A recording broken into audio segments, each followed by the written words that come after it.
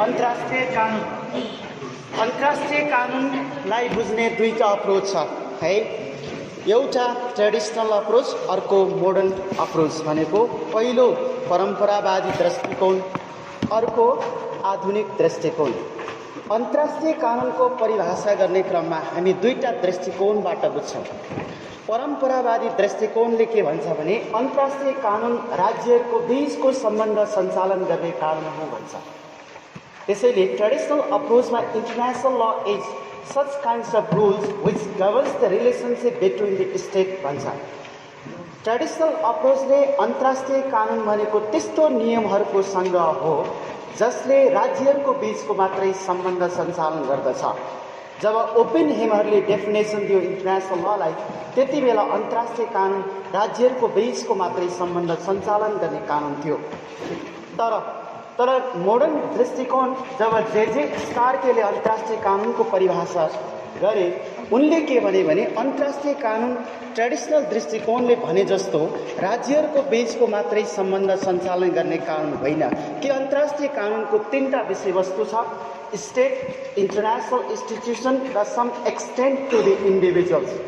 राज्य, अन्तर्राष्ट्रिय सङ्गठन र व्यक्तिहरूको बीचको सम्बन्ध सञ्चालन गर्ने कानुनै अन्तर्राष्ट्रिय कानुन भएको हुँदा ट्रेडिसनल अप्रोचले भने जस्तो राज्यहरूको बीचको मात्रै सम्बन्ध सञ्चालन गर्ने कानुन अन्तर्राष्ट्रिय कानुन होइन। अब अन्तर्राष्ट्रिय कानुन राज्य, अन्तर्राष्ट्रिय सङ्गठन र व्यक्तिहरूको बीचको सम्बन्ध सञ्चालन गर्ने कानुनै अन्तर्राष्ट्रिय कानुन हो भनेर ओपेनहेमले परिभाषा गरिसकेपछि मोडर्न अप्रोचबाट now international law is a body of rules. अन्तर्राष्ट्रिय कानुन प्रथाजनित र सन्धिजनित कानुनहरूको त्यस्तो सङ्ग्रह हो जसले अन्तर्राष्ट्रिय कानुनको तीनटा विषय राज्य, अन्तर्राष्ट्रिय सङ्गठन र व्यक्तिहरूको बीचको सम्बन्ध सञ्चालन गर्दछ। त्यही हो अन्तर्राष्ट्रिय कानुन। त्यसले international law is such kinds of customary and conventional rule which governs the relationship between subjects of international law। अन्तर्राष्ट्रिय कानुनको विषयहरूको बीचको सम्बन्ध सञ्चालन गर्ने कानुन नै अन्तर्राष्ट्रिय विषयवस्तु भनेको के हो भन्दाखेरि अन्तर्राष्ट्रिय कानुनको विषयवस्तुहरूको सम्बन्ध सञ्चालन गर्ने अन्तर्राष्ट्रिय कानुन हो। क्वेसनको आन्सरै टुङ्गिसक्यो। के हो त भन्दाखेरि राज्य, अन्तर्राष्ट्रिय सङ्गठन र व्यक्ति, यी तीनटाको बीचको सम्बन्ध सञ्चालन गर्ने कानुन नै अन्तर्राष्ट्रिय कानुन हो। कसरी हो त? अन्तर्राष्ट्रिय कानुन कि पहिला राज्यहरूको बीचको इन्टरनेसनल रिलेसनलाई मात्र सञ्चालन गर्छ भन्छ। किनभने international law is exercise of the power. शक्तिशाली राष्ट्रहरूको बीचको शक्तिको अभ्यास नै अन्तर्राष्ट्रिय कानुन हो। त्यसैले it is exercise of the power.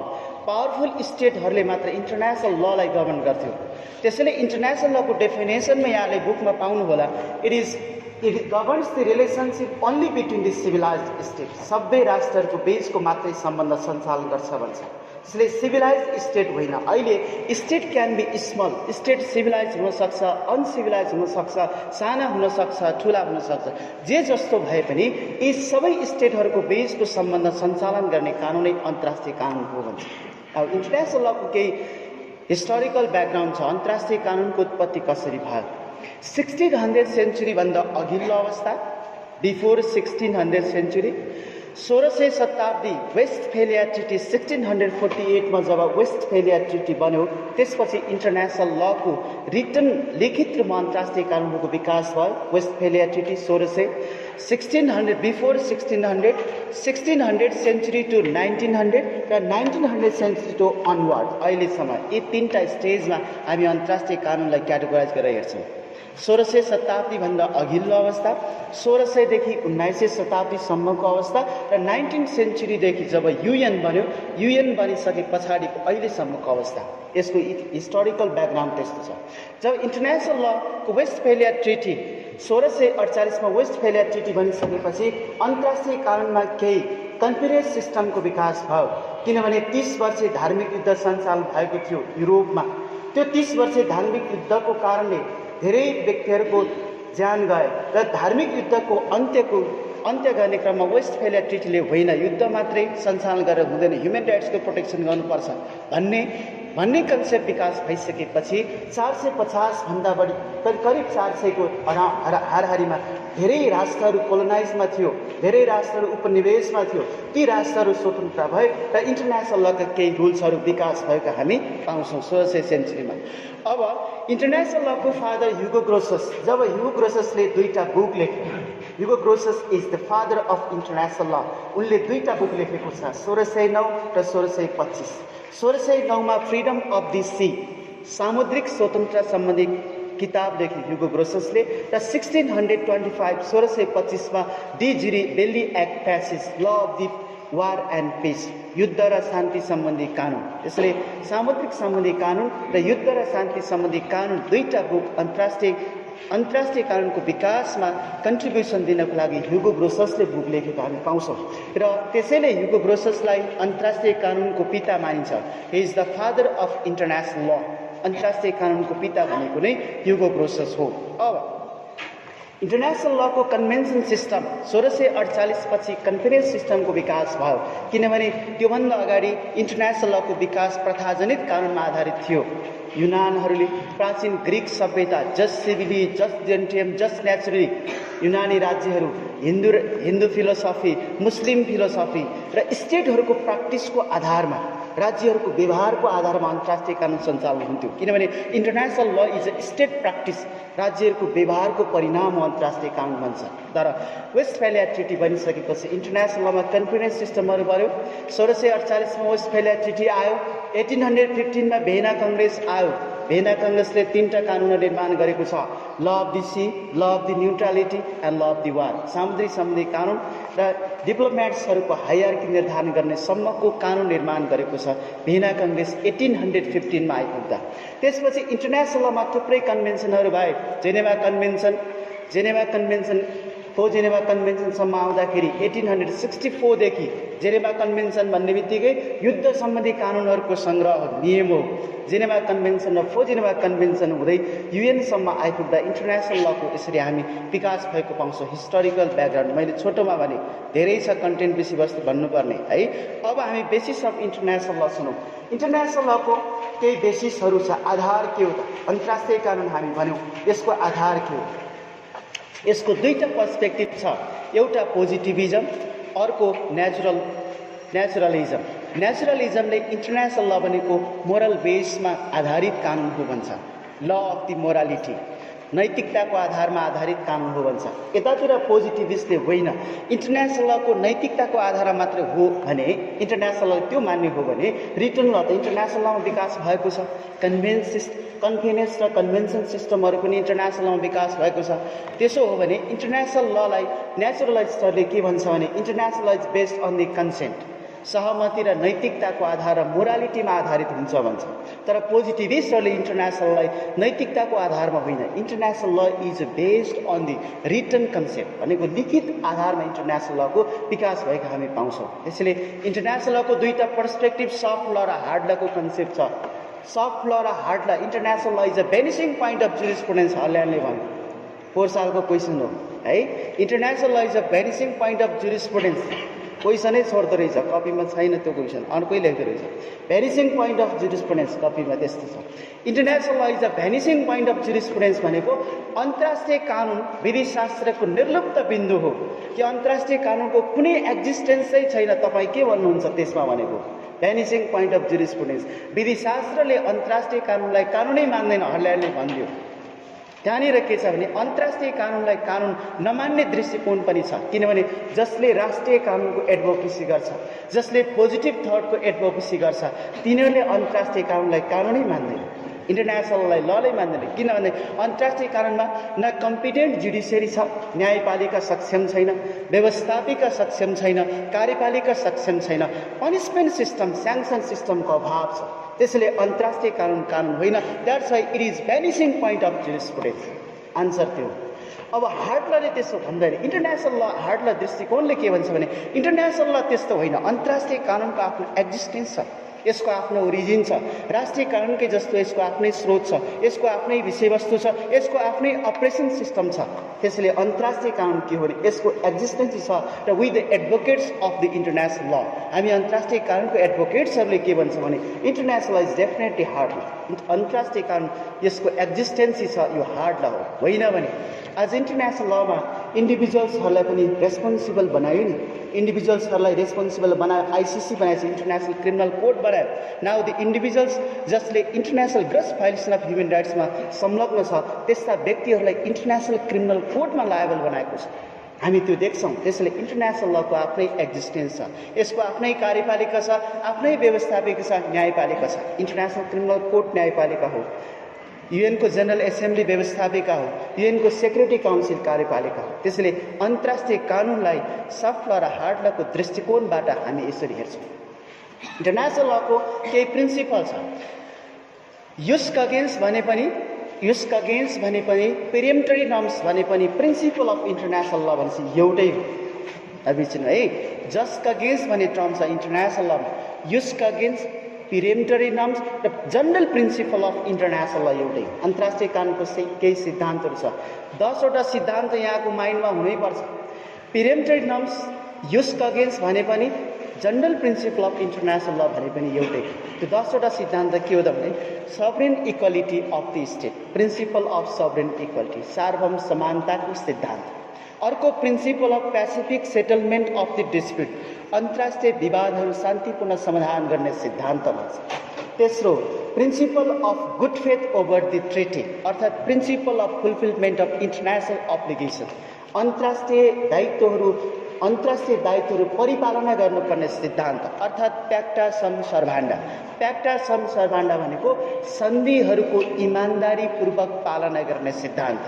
Good faith over the treaty भन्छ अङ्ग्रेजीमा टर्म। त्यसैले सन्धिहरूको इमान्दारीपूर्वक पालना गर्ने सिद्धान्त। अर्को non interference in the internal affairs of the state, अन्य राज्यहरूको आन्तरिक मामलामा हस्तक्षेप नगर्ने सिद्धान्त, अहस्तक्षेपको सिद्धान्त। अर्को नन युज अफ फोर्स, शक्ति वा धम्कीको प्रयोग नगर्ने सिद्धान्त। र अर्को UN as a centre of the world community, विश्व समुदायको युएनलाई एउटा केन्द्र मान्ने सिद्धान्त। इन्टरनेसनल लमा यी प्रिन्सिपलहरूको विकास भएको हामी पाउँछौँ। र 1970 क्लासमा बस्ने भएका साथीभाइले मैले पटक भनेको थिएँ, 1970 र 1975मा 4वटा सिद्धान्त विकास इन्टरनेसनल लको प्रिन्सिपलहरू थप गरिएको छ। युएनले 1970मा 2टा सिद्धान्त थप्यो, त्यो भनेको principle of cooperation, principle of self determination, आत्मनिर्णयको अधिकारको सिद्धान्त र प्रिन्सिपल अफ द कोअपरेसन। यो 1970 को युएनको कन्फरेन्सले थप गरेको सिद्धान्त हो। हेलसिङ्की फाइनल एक्ट 1975मा 2टा सिद्धान्त थप गरेको छ इन्टरनेसनलमा। ती के हुन् भने principle of protection of human rights र principle of the non aggression, अनतिक्रमणको सिद्धान्त, अरूको सिमानामाथि अतिक्रमण नगर्ने सिद्धान्त। र अर्को भनेको के हो भने principle of protection of the human rights गरेर principle of sovereignty to principle of protection of human राइट्ससम्म आइपुग्दा यी अन्तर्राष्ट्रिय कानुनको सिद्धान्त। अब हामी जाउँ इन्टरनेसनल लको सब्जेक्ट के हो। अन्तर्राष्ट्रिय कानुनको सब्जेक्ट 3टा मैले भने, राज्य, इन्टरनेसनल इन्स्टिट्युसन र व्यक्ति। सोर्स युनिट 3, सोर्समा के छ भने इन्टरनेसनल अन्तर्राष्ट्रिय कानुनको सोर्स आउने बित्तिकै आइसिजे स्ट्याचुको धारा यहाँले 38 कोड गर्नै पर्ने हुन्छ है। आइसिजे स्ट्याचुको धारा 38ले इन्टरनेसनल लको सोर्स भनेको छ। विधिशास्त्रीय दृष्टिकोणले हेऱ्यो भने कानुनको स्रोत 2टा हुन्छ, एउटा प्राइमरी स्रोत, अर्को सेकेन्डरी स्रोत। अन्तर्राष्ट्रिय कानुनको पनि सेम। आइसिजे स्ट्याचुको धारा 38ले इन्टरनेसनल लको केही स्रोतहरूको व्याख्या गरेको छ। त्यो स्रोतहरू के हो भने प्राइमरी स्रोतमा कस्टम, ट्रिटी, एक्सक्वेट एट बनो, कोर्स अफ स्टडीमा हेर्नु होला, 3टा प्राइमरी स्रोत हो अन्तर्राष्ट्रिय कानुन। कस्टम, प्रथा, सन्धि सम्झौता र थर्ड भनेको जनरल प्रिन्सिपल अफ इन्टरनेसनल ल, एक्सक्वेट एट बोनो। मैले अघि जति पनि जनरल प्रिन्सिपल भने नि त्यो पनि अन्तर्राष्ट्रिय कानुनको स्रोत हो। त्यसैले अन्तर्राष्ट्रिय कानुनको प्राथमिक स्रोतमा कस्टम, ट्रिटी र एक्सक्वेट एट बोनो भनेको जनरल प्रिन्सिपल अफ ल, प्राइमरी स्रोत हो। अन्तर्राष्ट्रिय कानुनको सेकेन्डरी स्रोतमा विधिशास्त्रमा सेकेन्डरी स्रोत भनेर हामी भन्छौँ यी बाहेक, जस्तै न्यायिक निर्णयहरू, जुडिसियल डिसिजन, इन्टरनेसनल सेक्युरिटी काउन्सिलको decision, draft of the international law commission, अन्तर्राष्ट्रिय ल कमिसनको ड्राफ्ट र सेक्युरिटी काउन्सिलको decision, good faith treaty, good faith, good conscience, equity, equality, morality, protection of the fundamental rights, human rights, यी सबै state practice र modern trends यो सबै अन्तर्राष्ट्रिय कानुनको सेकेन्डरी स्रोत हो। अन्तर्राष्ट्रिय कानुनको प्राइमरी स्रोत custom, treaty, general principle of law हो। यी बाहेक जति पनि equity, equality, good conscience, good faith यी सबै छ। यो अन्तर्राष्ट्रिय कानुनको के हो?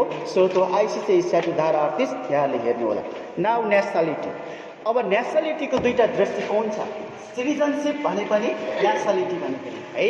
नेसनालिटी भने पनि सिटिजनसिप भने पनि लिगल पर्सनलाई प्रयोग गर्ने भाषा नेसनालिटी हो बुकमा है। नेसनालिटी हो त्यो भनेको नागरिकता हो र नेचुरल पर्सनलाई प्रयोग गर्ने ल्याङ्ग्वेज भनेको चाहिँ के हो भने सिटिजनसिप हो। त्यो सिटिजनसिप भनेको नेसनालिटी, नागरिकता के हो? इन्टरनेसनल लमा नेसनालिटी नागरिकता कुनै पनि राज्य र व्यक्ति बीचको सम्बन्ध हो।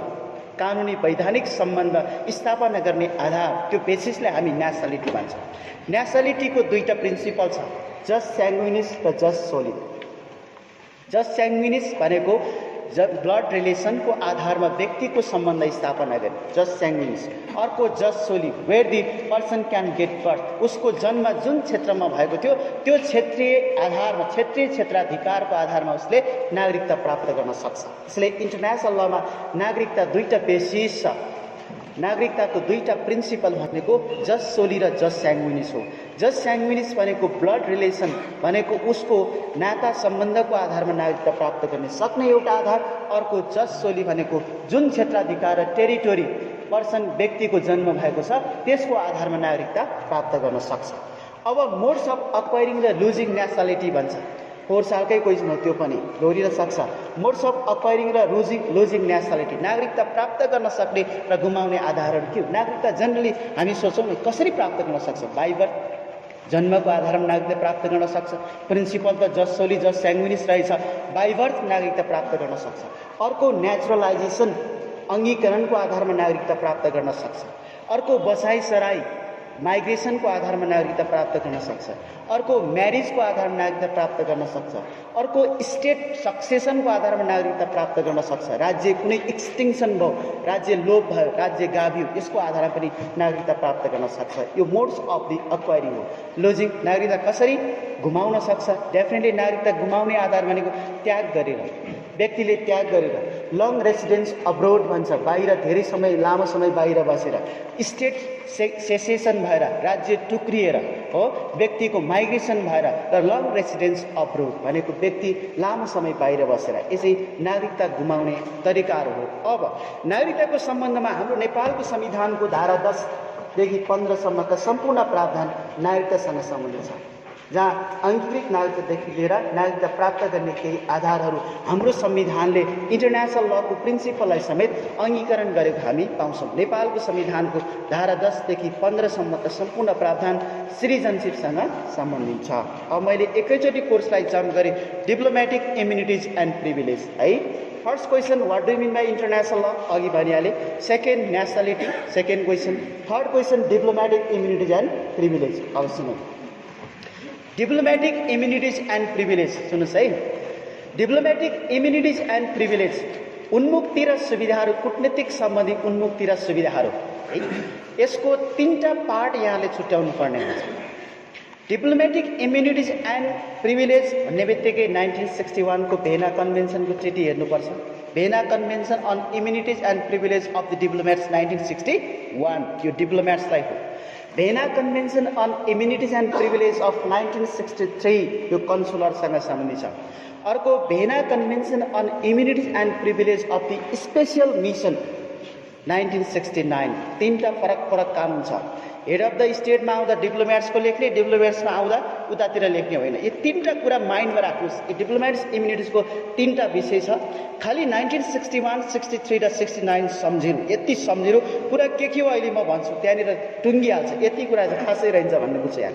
1961 ले डिप्लोमेट्सको इम्युनिटिज एन्ड प्रिभिलेजको कुरा गर्छ।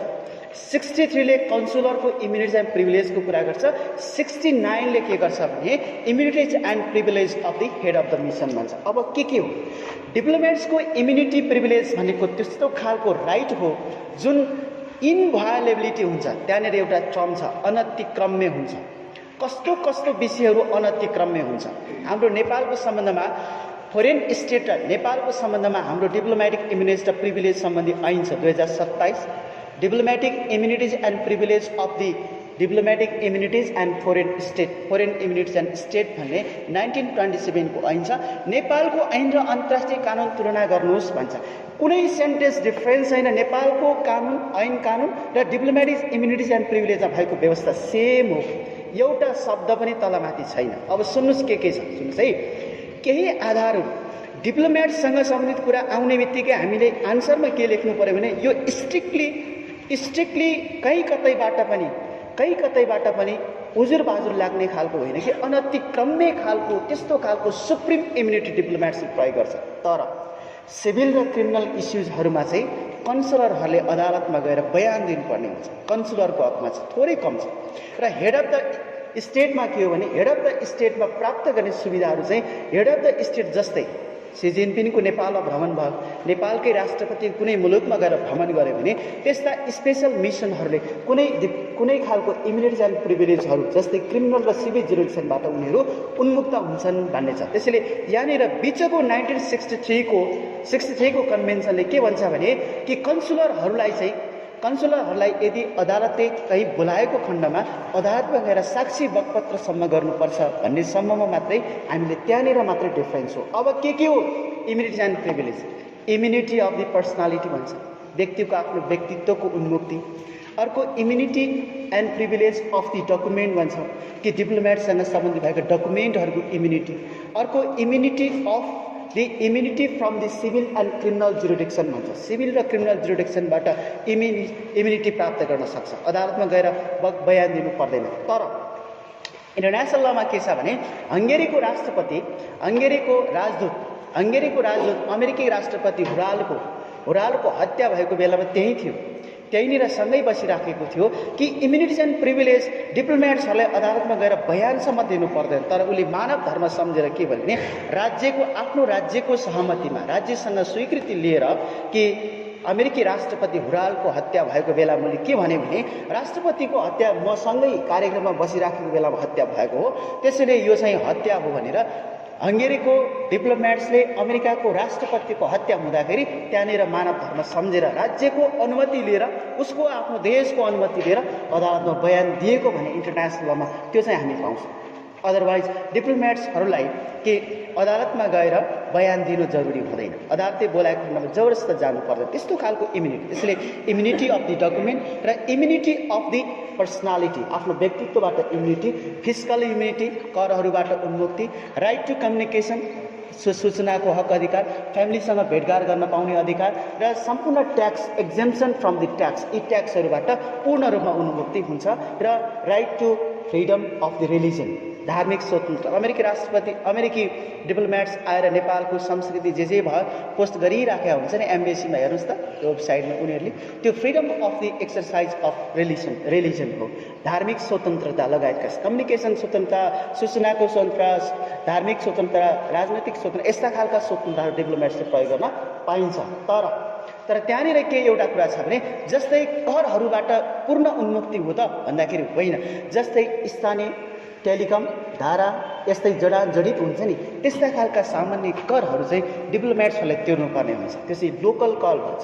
त्यस्ता खालका लोकल ट्याक्सहरूबाट चाहिँ पूर्ण रूपमा उन्मुक्ति उनीहरूले प्राप्त गर्न सक्दैन। त्यसैले यहाँनिर मैले तिनटै विषयवस्तुमा के मात्र डिफरेन्स गरेँ भने इनभायोलेबिलिटी त हो, तर डिप्लोमेट्सहरूले सम्पूर्ण सुविधा प्राप्त गर्न सक्छ, अनतिक्रम्य हुन्छ। तर अदालतमा गएर बयान दिन जरुरी हुँदैन डिप्लोमेट्सलाई, कन्सुलरले त्यो गर्नुपर्छ। र हेड अफ द स्टेटले पनि कन्सुलरले जस्तो होइन, डिप्लोमेट्सले सारा नै इक्वली उन्मुक्ति र सुविधाहरू प्राप्त गर्न सक्दछ। हाम्रो नेपालको ऐन diplomat immunities and privilege of the diplomats and foreign स्टेटमा भएका कानुनी प्रावधान पनि सेम हो, एउटै सुविधाहरू। त्यसैले यस्ता खालका उन्मुक्ति र सुविधाहरू डिप्लोमेट्सले प्राप्त गर्न सक्दछ। अब ट्रिटी सन्धि सुन्नुहोस्, सन्धि दुई वा दुईभन्दा बढी राज्यहरूको बीचको सम्बन्ध सञ्चालन गर्न भनेको एग्रिमेन्टलाई हामी सन्धि भन्छौँ। Treaty generally it is a agreement. अन्तर्राष्ट्रिय कानुनमा सन्धिलाई बुझाउनका धेरै ओर्डर हुन सक्छ। प्याक्ट भनौँ, प्रोटोकल भनौँ, कन्भेन्सन भनौँ, कन्फरेन्स भनौँ, जे नाम भने पनि यो सबै सन्धि हो। प्याक्ट भने पनि, कन्भेन्सन भने पनि, प्रोटोकल भने पनि, कन्फरेन्स भने पनि, प्याक्ट भने पनि यी सबै के हो? सन्धि हो, ट्रिटी हो। एउटै सेन्टेन्समा ट्रिटी इज अ एग्रिमेन्ट, सन्धि भनेको सम्झौता, it is agreement. VCLT Vienna convention on law of the treaty law of the treaty 1969 छ। VCLT 1969 सन्धिसँग सम्बन्धित कानुन हो, अन्तर्राष्ट्रिय कानुन। VCLT 1969 ले के भन्छ भने त्यसको दफा 2 ले treaty is an agreement concluded between the two competent state भन्छ।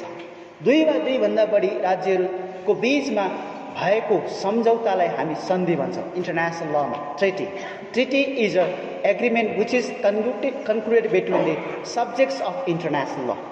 अन्तर्राष्ट्रिय कानुनको विषयहरूको बीचमा भएको सम्झौतालाई हामी सन्धि भन्छौँ। सब्जेक्ट्स भनेको सन्धि व्यक्ति र अन्तर्राष्ट्रिय सङ्गठनसँग हुन सक्छ, सन्धि व्यक्ति र इन्टरनेसनल इन्स्टिट्युसनसँग हुन सक्छ, सन्धि राज्य र अन्तर्राष्ट्रिय सङ्गठनसँग हुन सक्छ, अन्तर्राष्ट्रिय सङ्गठन र व्यक्तिको बिचमा पनि एग्रिमेन्ट सन्धि हुन सक्छ। त्यसैले सन्धि अरू जे नाम दिए पनि यहाँहरूको बुकमा होला local treaty, universal treaty, local treaty, universal treaty, limited, unlimited, जे भने पनि इन्टरनेसनलमा 2टा ट्रिटी छ। एउटा ल मेकिङ ट्रिटी, अर्को ट्रिटी कन्ट्र्याक्ट। ल मेकिङ ट्रिटी भनेको कानुन निर्माण गर्ने सन्धि, ल मेकिङ ट्रिटी, अर्को ट्रिटी कन्ट्र्याक्ट, 2टा छ। ल मेकिङ ट्रिटी जुन खालको सन्धि जसले अन्तर्राष्ट्रिय कानुनको सामान्य नियमहरू प्रतिपादन गर्छ त्यसलाई ल मेकिङ ट्रिटी भन्छ। हामी त्यही ल मेकिङ ट्रिटीलाई मल्टिल्याटरल ट्रिटी भन्छौँ। त्यहीँनिर छ, ल मेकिङ ट्रिटीलाई हामी मल्टिल्याटरल ट्रिटी भन्छौँ। हामी त्यही ट्रिटीलाई ओपन ट्रिटी भन्छौँ। बुकमा त जेसुकै होस् न, जे भने पनि ल मेकिङ ट्रिटी र ट्रिटी कन्ट्र्याक्ट 2टा छ। त्यो ल मेकिङ ट्रिटी भनेको मल्टिल्याटरल ट्रिटी, बहुपक्षीय सन्धि हो। जस्तै बहुपक्षीय सन्धि के हो? फोजेनिमा convention, ICCPR 1966, ICACR, CEDAW, CESR, यी सबै मल्टिल्याटरल ट्रिटी हो, बहुपक्षीय सन्धि जसले अन्तर्राष्ट्रिय कानुनको नियमहरू प्रतिपादन गर्दछ त्यसलाई हामी मल्टिल्याटरल ट्रिटी भन्छौँ। त्यो भनेको ल मेकिङ ट्रिटी हो, जसले अन्तर्राष्ट्रिय कानुनको निर्माणमा केही न केही योगदान पुर्याउँछ, त्यसलाई हामी ल मेकिङ ट्रिटी भन्छौँ। अर्को ट्रिटी कन्ट्र्याक्ट। ट्रिटी कन्ट्र्याक्ट भनेको इन्टरनेसनल ल 2 वा 2 भन्दा बढी राज्यहरूको बीच वा 2 वा 2 भन्दा बढी 3-4 पनि हुन सक्छ। त्यस्ता राज्यहरूको अथवा अन्तर्राष्ट्रिय कानुनको विषयहरूको बीचमा भएको सन्धिलाई हामी ट्रिटी कन्ट्र्याक्ट भन्छौँ। त्यो भनेको सन्धि हो। जस्तै सुपुर्दगी सन्धि, नेपाल र भारत बीचमा भएको 1957 को 1957 को सुपुर्दगी सन्धि, बेलायत र अमेरिका बीचमा भएको 1931 को सुपुर्दगी सन्धि, यसलाई 2 पक्ष बीचमा भएको सन्धिलाई हामी ट्रिटी कन्ट्र्याक्ट भन्छौँ। ट्रिटी कन्ट्र्याक्ट भनेको त्यस्तो खालको सम्झौता हो जसले अन्तर्राष्ट्रिय कानुनको निर्माणमा र अन्तर्राष्ट्रिय कानुन निर्माण गर्न कुनै योगदान पुर्याउँदैन, कुनै त्यसको इफेक्ट हुँदैन, तर त्यसको कहीँ न कहीँ पछि योगदान हुन सक्छ, तर डाइरेक्टली प्रत्यक्ष रूपमा अन्तर्राष्ट्रिय कानुनको नियमहरू प्रतिपादन गर्दैन र अन्तर्राष्ट्रिय कानुन निर्माण गर्दैन भने त्यसलाई हामी ट्रिटी कन्ट्र्याक्ट भन्छौँ। अब सन्धिमा ऱ्याटिफिकेसन, एक्सेसन, सम्मिलन यस्ता आधारहरू छ हाम्रो। जस्तै सन्धि संस्था गइसकेपछि प्रत्येक राष्ट्रले है एक्सेसन, ऱ्याटिफिकेसन, अनुमोदन गर्नुपर्नेछ है। त्यसमा 2टा पार्ट छ, एक्सेसन ऱ्याटिफिकेसनको छुट्टै पार्ट, अर्को ट्रिटी कन्क्लुजन र ट्रिटी टर्मिनेसन। हिजो मात्रै कपीमा हेरे मैले ट्रिटी कन्क्लुजन भनेर सोधेको छ क्वेसनमा, ट्रिटी टर्मिनेसन लेखाएको छ आन्सर, हैन? त्यस्तो होइन, कन्क्लुजन र टर्मिनेसन मैले पटक भने हो है। कन्क्लुजन भनेर सोधेको छ, कन्क्लुजन भनेको सन्धि कसरी निर्माण गर्छ, टर्मिनेसन भनेको सन्धि कसरी अन्त्य हुन्छ है। पोर कन्क्लुजन सोधेको छ, यसपालि टर्मिनेसन आइहाल्छ हैन। टर्मिनेसन र कन्क्लुजन, ट्रिटी कन्क्लुजन है, ट्रिटी कन्क्लुजन र टर्मिनेसन फरक छ है। ट्रिटी सन्धि कसरी टर्मिनेसन हुन्छ, कसरी कन्क्लुजन हुन्छ, त्यसमा जानुभन्दा अगाडि म थोरै ऱ्याटिफिकेसन कुरा गर्छु। किनभने सन्धि अनुमोदन, ऱ्याटिफिकेसन, एक्सेसन स्वीकृति कसरी गर्छ? हाम्रो नेपालको संविधानको धारा 278, 279, नेपालको संविधानको धारा 278, 279 है त्यहाँनिर छ।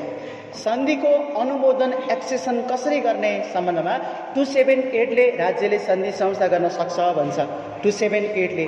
279मा के छ भने सन्धि सम्झौताको अनुमोदन र सम्मिलन गर्दाखेरि प्रत्येक राष्ट्रले आफ्नो कानुन बमोजिम गर्न सक्छ र स्वीकृति गर्न सक्ने आधारहरू छ। एक्सेसन ऱ्याटिफिकेसनसँग सम्बन्धित 279 र 278मा चाहिँ राज्यले सन्धि संस्था गर्न सक्छ भन्ने छ। हाम्रो नेपालको संविधान बमोजिम त्यहाँ के छ भने 278ले के भन्छ भने राज्यले सङ्घले सम्पूर्ण सन्धि संस्था गर्ने अधिकार सङ्घमा निहित हुनेछ भन्छ। सन्धि संस्था गर्ने अधिकार सङ्घमा निहित हुनेछ। र अर्को के छ भने प्रदेश स्तरको रिसोर्सको सम्बन्धमा सन्धि संस्था गर्नुपर्ने प्रदेश सरकारको सहमतिमा केन्द्र सरकारले गर्न सक्छ सम्पूर्ण अधिकार भन्छ। नेपालको संविधानको धारा 58ले के भन्छ भने रेसिडुअल पावर जे जस्तो भए पनि संहितामा 7वटा 8वटा 20वटा प्रदेश भए पनि अन्तिममा त्यो रेसिडुअल पावर भनेको होल राज्यसँग सम्बन्धित सम्पूर्ण अधिकार धारा 58ले के गरेको छ भने केन्द्र सरकारलाई दिएको छ। हाम्रो संविधानले हाम्रो सेन्ट्रल स्ट्रङ भएको संविधान हाम्रो फेडरलिजम त्यसमा के भन्छ भने सम्पूर्ण सन्धि संस्था गर्ने अधिकार सङ्घमा निहित हुनेछ भन्छ, केन्द्र सरकारमा रहनेछ। अब केही सन्धिहरू जस्तै अब सन्धिको अनुमोदन गर्दाखेरि केही आधारहरू भनेको छ त्यहाँ। जस्तै व्यवस्थापिका संसदले सन्धि संस्था अनुमोदन गर्दा 4वटा सन्धिमा 2/3 बहुमत, अन्य सन्धिमा सामान्य बहुमत। अब ती 4वटा सन्धि संस्था के हो? ऱ्याटिफिकेसन प्रत्येक स्टेटले सन्धिको पार्टी बन्यो, हस्ताक्षर गरेर पक्ष बन्यो, पक्ष बनिसकेपछि आफ्नो देशको कानुन बमोजिम त्यो सन्धिलाई ऱ्याटिफिकेसन गर्नुपर्ने हुन्छ। अब हाम्रो संविधानले के भन्छ भने 4वटा विषयमा गरेका सन्धि सम्झौतालाई 2/3 बहुमतले र अन्य यी बाहेकका सन्धि संस्था के छ? सामान्य बहुमत। 4वटा विषय के हो? पिस एन्ड फ्रेन्डसिप ट्रिटी भन्छ, शान्ति तथा मैत्री ट्रिटी भन्छ, सन्धि शान्ति तथा मैत्रीसँग सम्बन्धित सन्धि पिस एन्ड फ्रेन्डसिप ट्रिटी। दोस्रो मिलिटरीसँग सम्बन्धित ट्रिटी, राज्यको सेना सुरक्षासँग सम्बन्धित ट्रिटी। अर्को राज्यको टेरिटोरीसँग सम्बन्धित ट्रिटी, सिमानासँग सम्बन्धित सन्धि। अर्को नेचुरल रिसोर्सेसको डिस्ट्रिब्युसन, नेचुरल रिसोर्सेस प्राकृतिक स्रोत साधनको बाँडफाँडसँग सम्बन्धित यी 4वटा सन्धिको अनुमोदन गर्दा प्रत्येक स्टेटमा आफ्नो देशको संविधान र कानुन बमोजिम सन्धि अनुमोदनको कानुन निर्माण गर्छ। हाम्रोमा पनि छ। हाम्रोले 4वटा विषयमा सन्धि संस्था गऱ्यौँ, हामीले त्यसको अनुमोदन गऱ्यो भने 2/3 बहुमतले पारित गर्नुपर्छ। यीभन्दा बाहेकका जति पनि विषयहरू छन् यी सामान्य विषयमा सामान्य बहुमतले सन्धि ऱ्याटिफिकेसन गर्न सक्छ भन्छ। यो ऱ्याटिफिकेसन अनुमोदन भनेको है। अब ट्रिटी कन्क्लुजन र टर्मिनेसन सुनौ। ट्रिटी कन्क्लुजन र टर्मिनेसनमा 2टा पार्ट छ। सन्धि सम्झौताको कन्क्लुजन भनेको सन्धि निर्माण गर्ने आधार हो, सन्धि कसरी निर्माण हुन्छ, र टर्मिनेसन भनेको सन्धि कसरी अन्त्य हुन्छ।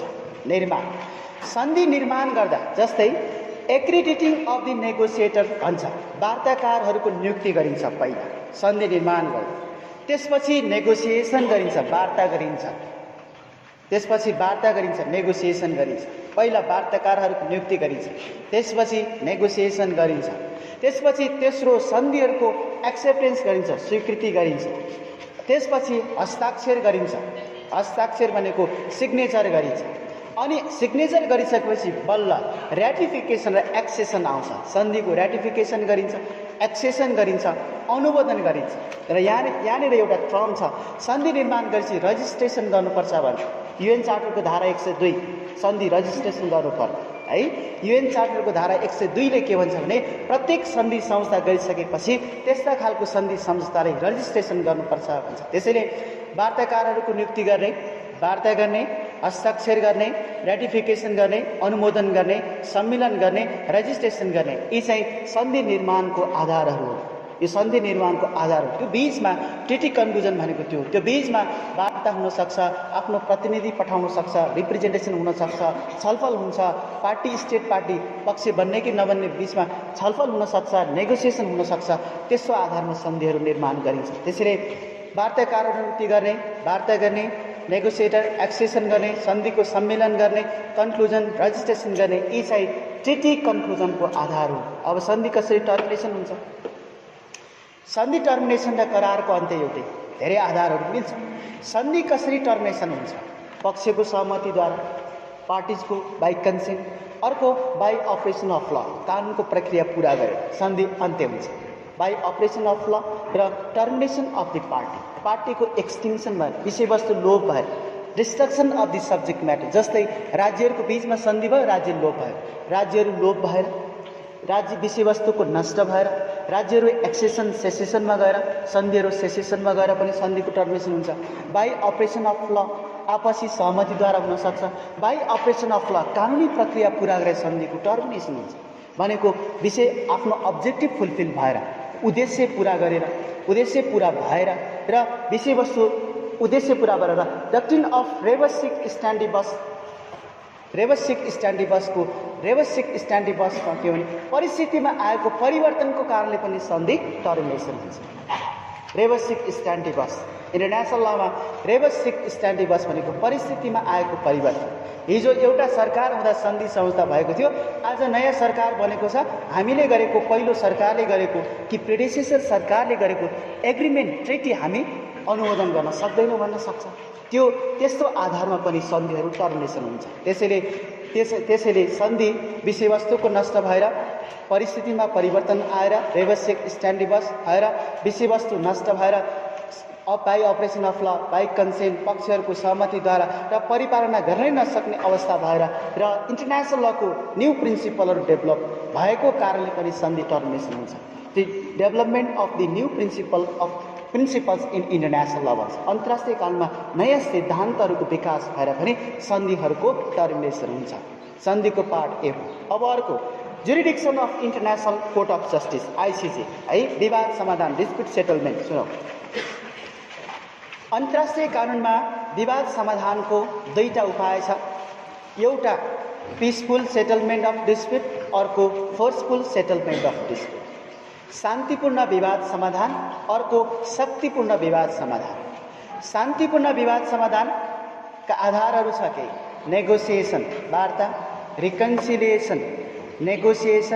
Reconciliation, good faith, UN offices. यी चाहिँ शान्तिपूर्ण विवाद समाधानको उपाय हो।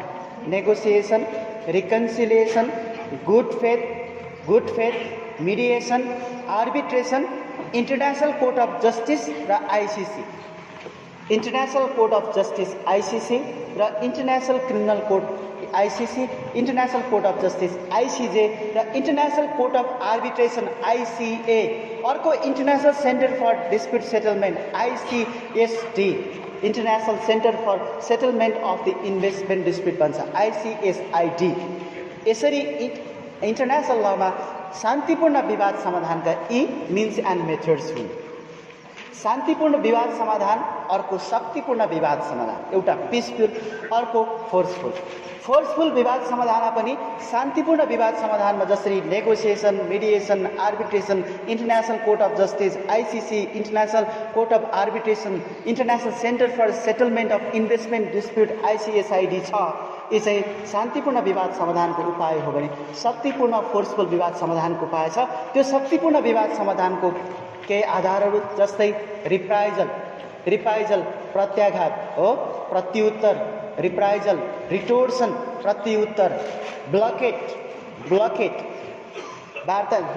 जस्तै नाकाबन्दी गरेर, कन्ट्राब्यान्ड निषिद्ध। यसको आधारमा पनि के गरिन्छ भने शक्तिपूर्ण विवाद समाधान गरिन्छ। जस्तै अन्तर्राष्ट्रिय कानुनमा शक्तिको एक्सर्साइज गर्ने क्रममा कहिलेकाहीँ शत्रु राज्यलाई कमजोर बनाउन कन्ट्राब्यान्ड र ब्लकेटका उपायहरू अपनाउन सक्छ। कन्ट्राब्यान्ड र ब्लकेट विनिषिद्ध र यी ब्लकेटका आधारहरू के हो भने इन्टरनेसनल लमा धम्कीपूर्ण र शक्तिपूर्ण विवाद समाधानको उपाय। पहिला ब्लकेटको आधारमा विवाद समाधान गरिन्छ, त्यो पनि भएन भने त्यसपछि के गरिन्छ भने इन्टरनेसनल विवाद समाधानमा उनीहरूले ब्लकेट मात्र होइन अब युद्ध सञ्चालन गर्न सक्छ। त्यसैले युद्धको सम्बन्धमा इन्टरनेसनल युएन चार्टरको धारा 51, युएन चार्टरको धारा 51ले के भन्छ भने सबै राज्यहरू स्वतन्त्र हुन्छ, सबै राज्यहरू सार्वभौम रूपमा स्वतन्त्र छन्। तर युएन चार्टरको आर्टिकल 51 ले कलेक्टिभ सेल्फ डिफेन्सको कुरा गर्छ। इन्टरनेसनल लमा के छ भने यदि कुनै पनि राज्यमा कुनै त्यो देशको ह्युमन राइट्सको प्रोटेक्सन भायोलेसन भयो, त्यो देशको सीमामा अतिक्रमण गर्यो भने युएनले इन्टरनेसनल कम्युनिटीलाई आह्वान गरेर सेल्फ डिफेन्सको लागि चाहिँ शक्ति वा धम्की प्रयोग गर्न सक्छ। शक्ति वा धम्की अप्रयोगको सिद्धान्त जनरल प्रिन्सिपल भयो, तर एक्सेप्सनली युएन चार्टरको धारा 51 ले के गरेको छ भने शक्ति वा धम्कीको प्रयोग त गर्छौँ, तर के को नाममा भन्दा सेल्फ डिफेन्सको नाममा शक्ति वा धम्कीको प्रयोग गर्न सक्छ। त्यसैले अमेरिकालाई बेला बेलामा चार्ज लाग्ने गर्छ, आरोप लाग्ने गर्छ। जस्तै अमेरिकाले प्यालेस्टाइनमाथि, इराकमाथि हमला गर्यो, त्यो हाम्रो स्वतन्त्रमाथिको हमला हो भन्छ इराकले।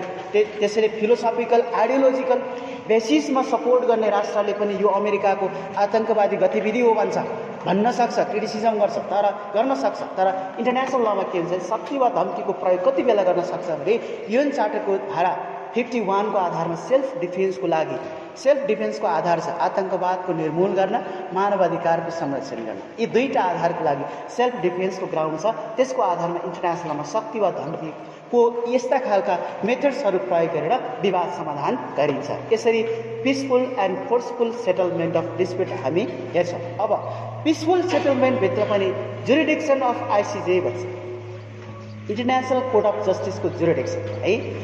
इन्टरनेसनल कोर्ट अफ जस्टिसको दुईटा जुरिडिक्सन छ। इन्टरनेसनल कोर्ट अफ जस्टिसको क्षेत्राधिकार भनेको दुईटा हो, एउटा कन्टेन्सियस जुरिडिक्सन, अर्को भोलिन्टरी जुरिडिक्सन।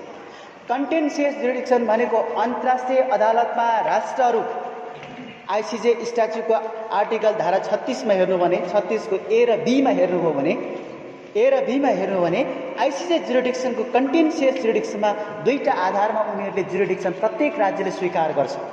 एउटा पक्षको सहमतिको आधारमा राज्यहरूको कन्सेन्टमा, अर्को प्रायर डिक्लेरेसन गरेर पूर्व घोषणा गरेर कम्पलसरी क्षेत्राधिकार स्वीकार गर्छ आइसिजेले इन्टरनेसनल कोर्ट अफ जस्टिसको। अर्को पक्षहरूले सहमतिको आधारमा इन्टरनेसनल कोर्ट अफ जस्टिसको जुरिडिक्सन स्वीकार गर्दछ। त्यो भनेको आइसिजे स्ट्याच्युटको धारा 36 को ए र बी, त्यहाँ कन्टेन्सियस जुरिडिक्सन छ। अब सुन्नुहोस्, के हो कन्टेन्सियस जुरिडिक्सन भनेको राज्यहरूले मात्रै अन्तर्राष्ट्रिय अदालतमा मुद्दा दायर गर्न सक्छ, त्यो भनेको कन्टेन्सियस जुरिडिक्सन। कम्पलसरी जुरिडिक्सन भनेको त्यो हो।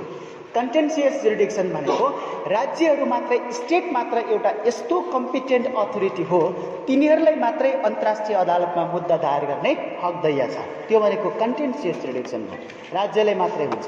भोलिन्टरी जुरिडिक्सन भनेको एडभाइजरी एडहक जुरिडिक्सन होला यहाँहरूको बुकमा।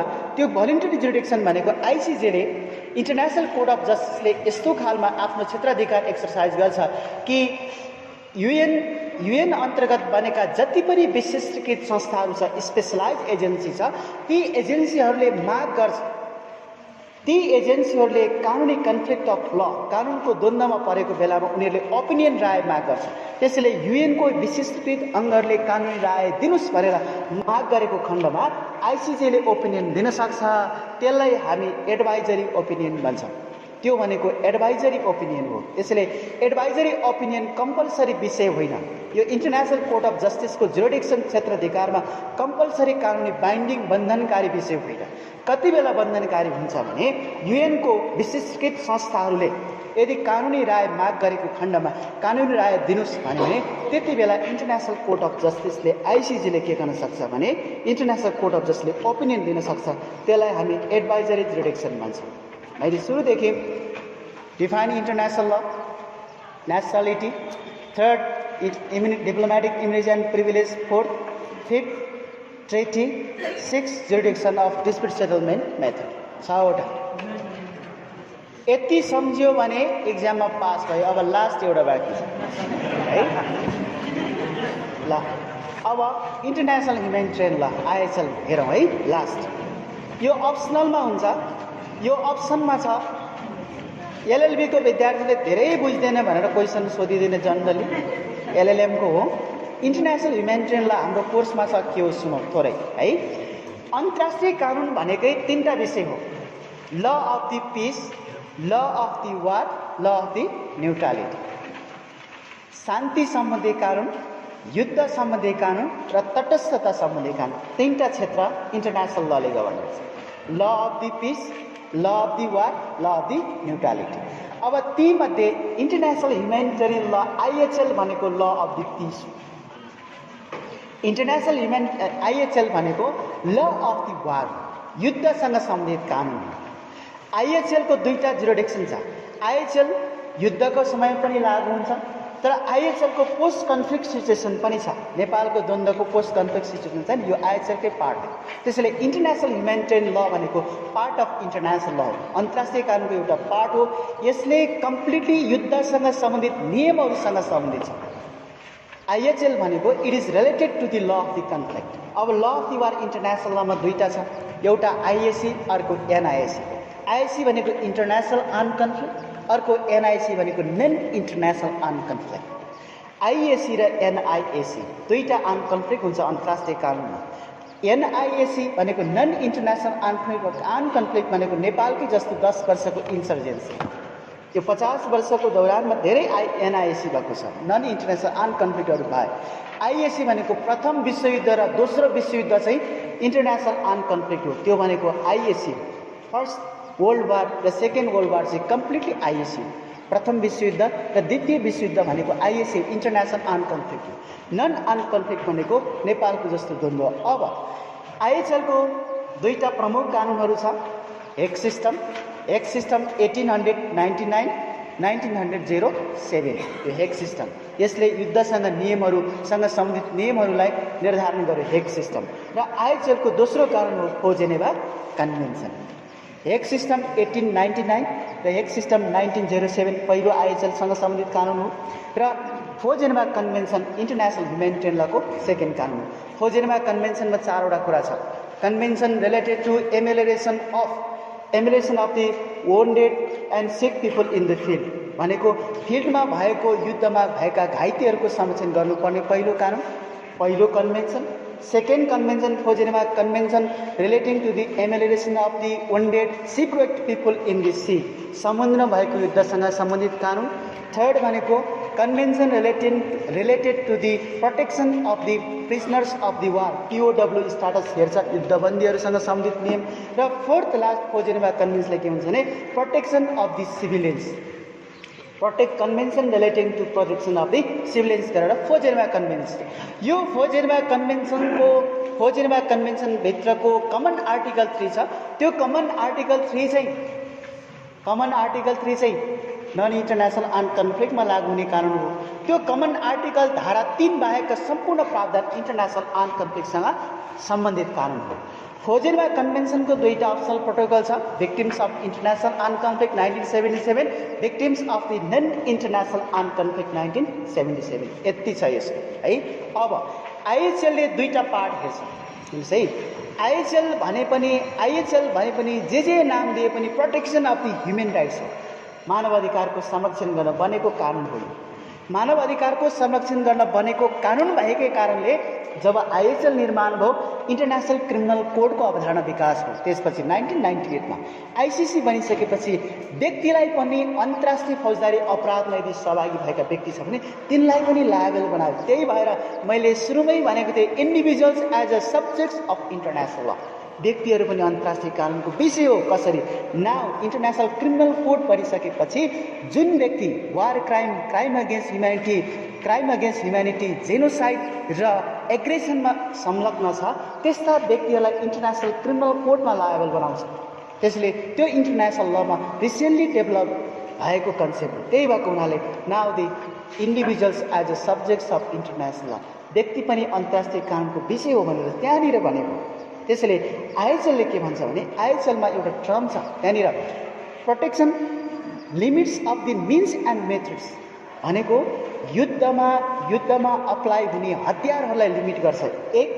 अर्को दोस्रो के भने protection of the humanity and human rights, मानवीयता र मानव अधिकारको संरक्षण दोस्रो सिद्धान्त हो आइएचएलको केही सिद्धान्त छन्। त्यहाँनिर एउटा टर्म छ हर्ज दि कम्ब्याट भन्ने टर्म छ। त्यो हर्ज दि कम्ब्याट भनेको those person ICJ four Geneva कन्भेन्सनको आर्टिकल 3 मा हेऱ्यो भने those person who are not taking part in the hostilities भन्छ। त्यो भनेको हर्ज दि कम्ब्याट हो। हर्ज दि कम्ब्याट भनेको those person who are not taking part in the hostilities भनेको हतियार बिसाएर बसेको अवस्था हर्ज दि कम्ब्याट। त्यस्तो खालको आत्मसमर्पण गरेको हतियार लेट डाउन गरेको व्यक्तिहरूले आक्रमण गर्नु हुँदैन भन्ने सिद्धान्त हो। जुन व्यक्तिले आत्मसमर्पण गर्छ हतियार बिसाएको छ भने त्यस्तो हतियार बिसाएको आत्मसमर्पण गरेको व्यक्तिहरूलाई संरक्षण गर्नुपर्छ भन्छ। इन्टरनेसनल ह्युमेनिटेरियन लमा। त्यसैले कमन आर्टिकल 3 ले त्यस्तो खालको दोज लेट डाउन पहिला चाहिँ पूर्ण रूपमा आर्म फोर्स हतियारसहित थियो, अब हतियार बिसायो, सम्पूर्ण ड्रेस पनि कमान्डर ड्रेस पनि उसले सम्पूर्ण फुकाल्यो भने त्यस्ता व्यक्तिहरूको मानव अधिकारको संरक्षण गर्नुपर्छ भन्ने सिद्धान्त हो। त्यसैले इन्टरनेसनल ह्युमन राइट्स ल र ह्युमेनिटेरियन लको क्रक्स पोइन्ट भन्नु नै मानव अधिकारसँग सम्बन्धित कानुन र अन्तर्राष्ट्रिय मानवीय कानुनसँग सम्बन्धित कानुनको क्रक्स यसको एउटै विषय के हो भने मानव अधिकारको संरक्षण गर्ने हो, कमभन्दा कम युद्धलाई नियन्त्रण गर्ने हो र विश्वभरि नै मानव अधिकारको संरक्षण गर्ने हो। त्यसैले इन्टरनेसनल ल अन्तर्राष्ट्रिय कानुन भन्नु नै अन्तर्राष्ट्रिय शान्ति र सुरक्षा कायम गर्न बनेको कानुन हो। International law is related to provide the peace and security, to maintain peace and security in world community. अन्तर्राष्ट्रिय समुदायमा शान्ति सुरक्षा गर्न बनेको कानुन नै अन्तर्राष्ट्रिय कानुन हो भनेर हामी भन्छौँ। त्यसैले प्याकेजमा इन्टरनेसनल लको मुख्य विषयहरू यिनै हुन्। यहाँहरूले यिनै विषयहरूलाई